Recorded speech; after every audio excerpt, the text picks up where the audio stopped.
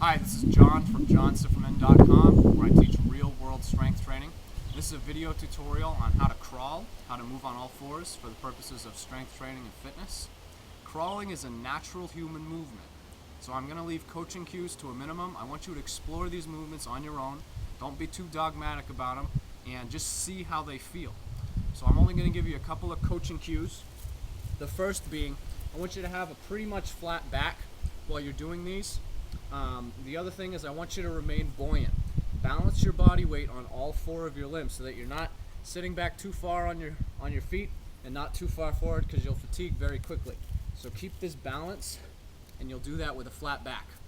So there's a lot of fundamental ways to crawl, and I'm just going to go over the basic ones.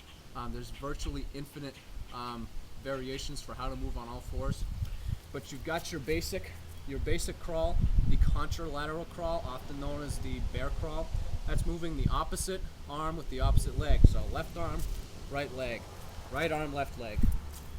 You just move like this fashion. You can go forward and backwards. The other version is the ipsilateral crawl, moving the same side limb. So left arm, left leg, right arm, right leg. You can go backwards again. You've got a lateral crawl that you can do almost anywhere you go. This is really good if you perform it on a hill.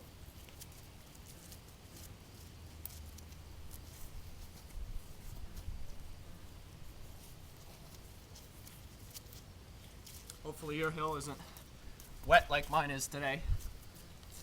You also have what Frank Ferencik calls the monster crawl, and that's putting all of your limbs a little bit wider than normal. Again, staying buoyant, absorbing your body weight. You also have the crab walk. Crab walk is a great one. You obviously can't keep a very flat back with this one, but that's okay. The idea is focusing on natural movement, not overcomplicating things. You just want to stay buoyant and use as little energy as possible. And one training tip that I found has helped a lot of people with moving on all fours is just to experiment with the speed a little bit. If you go very slow, you tend to think about it and overthink about it.